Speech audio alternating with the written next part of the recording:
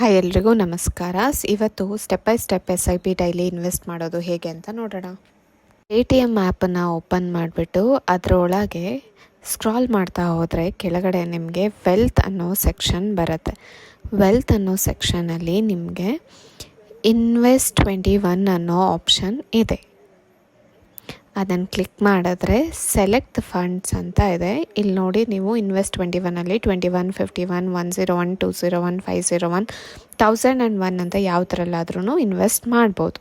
ಇದಾದಮೇಲೆ ಯಾವ ಫಂಡ್ ಅಂತ ಕೆಳಗಡೆ ಡೀಟೇಲ್ಸ್ ಕೊಟ್ಟಿದ್ದಾರೆ. ಅದರಲ್ಲಿ ಎಷ್ಟು ರೇಟಿಂಗ್ಸ್ ಇದೆ, ಆಮೇಲೆ ಹೇಗೆ ವರ್ಕ್ ಆಗುತ್ತೆ ಅನ್ನೋದು ಇದ್ರ ಕೆಳಗೆ ಕೊಟ್ಟಿದ್ದಾರೆ.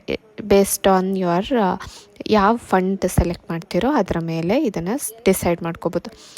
ಅದಾದಮೇಲೆ ನೀವು ಯಾವ ಅಮೌಂಟ್ ಸೆಲೆಕ್ಟ್ ಆಯಿತು, ಫಂಡ್ ಸೆಲೆಕ್ಟ್ ಆಯಿತು, ನೆಕ್ಸ್ಟ್ ನೀವು ಎಂಟರ್ ದ ಪ್ಯಾನ್ ಅಂತ ಇದೆ, ಪ್ಯಾನ್ ನಂಬರ್ ಎಂಟರ್ ಮಾಡಬೇಕು. ಅದಾದಮೇಲೆ ಒನ್ ಟೈಮ್ ಪಾಸ್ವರ್ಡ್ ಬರುತ್ತೆ, KYC ಕಂಪ್ಲೀಟ್ ಆಗುತ್ತೆ. ಅದಾದಮೇಲೆ ನೀವು SIPನ ಸೆಟ್ ಮಾಡ್ಬೋದು. ಎಷ್ಟು ದಿನಕ್ಕೆ, ಎಷ್ಟು ಅಮೌಂಟು, ಎಷ್ಟು ದಿನ ಮತ್ತು ಯಾವಾಗಿಂದ ಡಿಡಕ್ಟ್ ಆಗುತ್ತೆ ಅನ್ನೋದನ್ನು ನೀವು ಸೆಟ್ ಮಾಡ್ಬೋದು. ಇನ್ ಕೇಸ್ ನೀವು 3 ಗಂಟೆ ಒಳಗೆ ಪೇಮೆಂಟ್ ಮಾಡಿದ್ರೆ ಯಾವತ್ತು ಇನ್ವೆಸ್ಟ್ ಮಾಡಿರ್ತೀರೋ ಅವತ್ತು ಬಿಟ್ಟು ನೆಕ್ಸ್ಟ್ ವರ್ಕಿಂಗ್ ಡೇ ಅಲ್ಲಿ ಆಫ್ಟರ್ 3 PM ಅದು ಶೋ ಮಾಡುತ್ತೆ. ಇಫ್ ಇನ್ ಕೇಸ್ ನೀವು 3 ಗಂಟೆ ಆದಮೇಲೆ ಇನ್ವೆಸ್ಟ್ ಮಾಡಿದ್ರಿ ಅಂತ ಅಂದ್ಕೊಂಡ್ರೆ ಅವಾಗ ನಿಮಗೆ 2 ವರ್ಕಿಂಗ್ ಡೇ ಅದು ತೊಗೊಳುತ್ತೆ.